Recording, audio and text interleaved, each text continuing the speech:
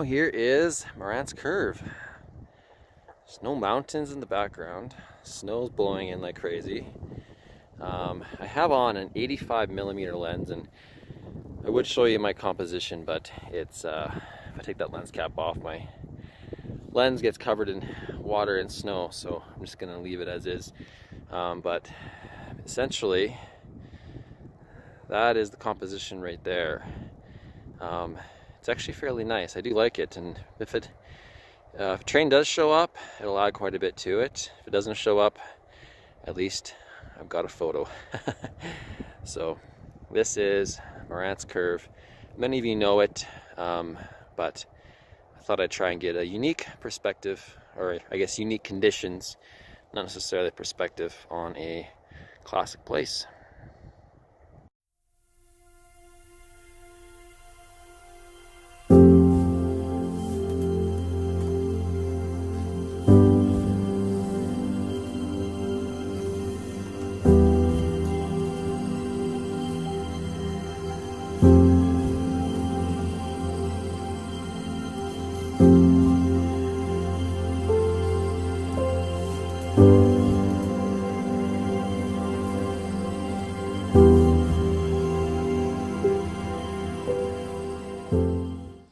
So, snowstorm is over. Remnants of some snow still falling, but no train. Been here for about an hour and a half. The sun's actually going down right now. Not that you can tell. It's pretty well overcast here, but I did manage to snag a couple of shots, which you've already seen, of the snow. Now my focus has changed a bit. I'm in the same spot, but what I'm loving right now is the mood on these peaks is just incredible. The snowstorm breaking up over them, man, I'm amazed. The temperature is probably 5 to 10 degrees colder with the wind than it was even, I don't even know, half an hour ago. The storm blew through and really cooled things off. So anyways, I'm not one for shooting comps like this, but I found something a little different. Using my long lens, 85mm 1.8, for portraits, of course. Taking portraits of mountains today with it. I'm gonna flip you around and show you the scene.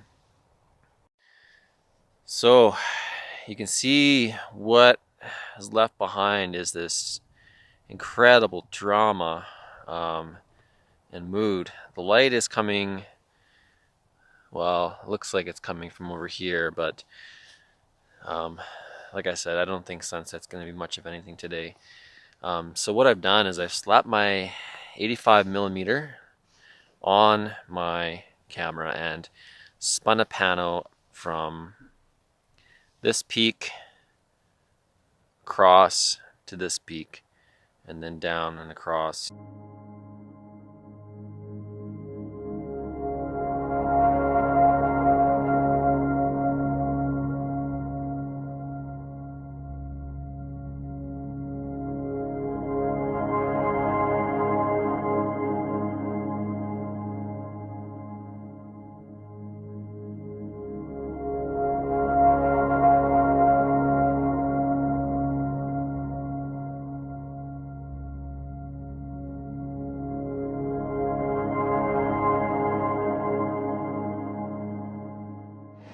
Well, you might be able to hear, but I caught the train in the end. So I have a few versions to show you of Morant's Curve. Flip you around. So this is Morant's Curve with the CP train barreling through. Tail end here.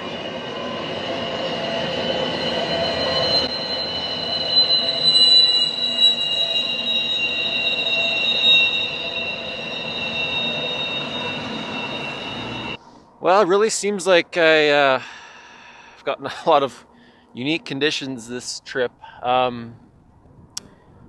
only did I get a crazy snowstorm at Morant's Curve that hid the mountains behind, creating kind of a unique look. And then I got crazy drama on the peaks. And then as I was honestly packing up my bag and setting up to do some B-roll stuff, I heard the train in the distance and quickly slapped on my 50mm lens and shot the train. And I learned something about my camera. Apparently, if you are holding the ISO button down and you flip the aperture wheel, it turns to automatic ISO. I did not know that. So of course, I missed, well, I didn't miss. I shot the front of the train on ISO 1000. Rookie move. By the time I got figured out what I did, I was able to shoot mid-sections. And then there was an engine in the center of the train.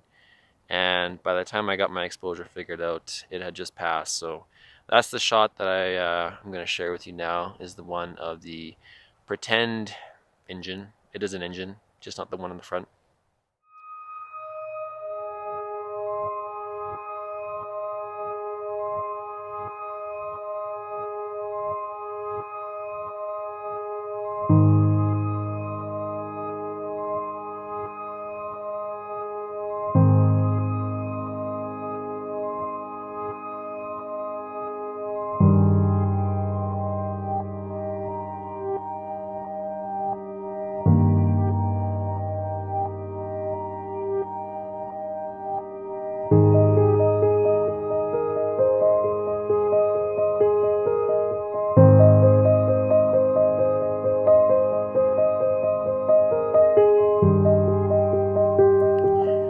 So I decided to stick it out at Morant's Curve till at least the sun had passed set, just to ensure that I didn't miss any color with all the drama. I'm glad I did. Let me flip you around here. These two peaks are what I'm really focused on. And the sun, it's tough to... sun is poking through here, and these clouds are just swirling around these peaks. Let me show you the composition I have.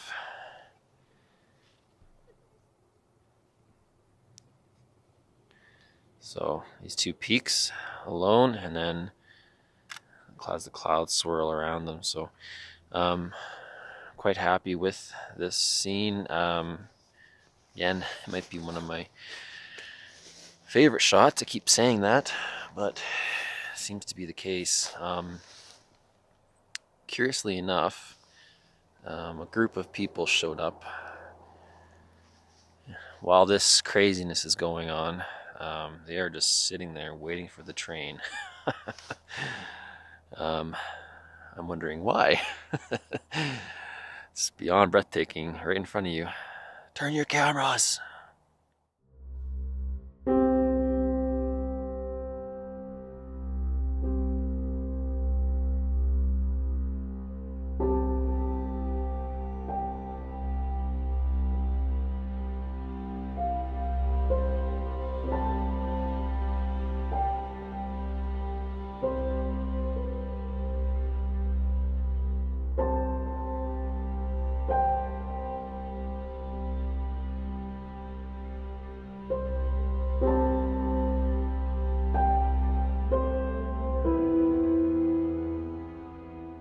One of the benefits of not really caring about this place a whole lot in terms of getting the classic shot is it allowed me to remove my expectations of this place and focus on what the conditions were showing me. So clearly you can see by this entire video that I came away with a few images that may not describe what you think Morant's Curve looks like. Hopefully that these photos can change your mind. Maybe you want to come here yourself and explore with a long lens some of these different areas. There's actually a really nice viewpoint just across the Bow River, and you get these nice views of the peaks and the mountains and stuff. So I would suggest coming here and exploring with your long lens, as opposed to just worrying about taking the same shot everybody else has with the train rounding the bend.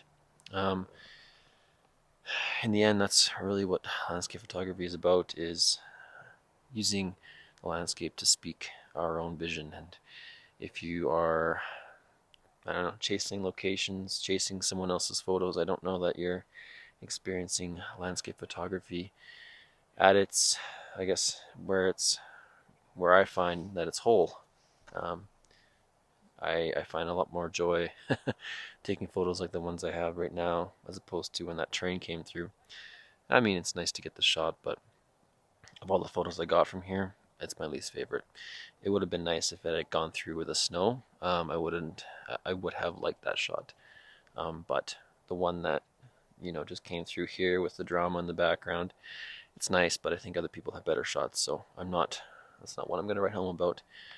My favorite one, I think, from today, it's tough to pick one, but I'm going to say it's this last one that I just described to you, with the color just above the peaks and drama on those peaks in the background. So really, really pleased with how that one turned out.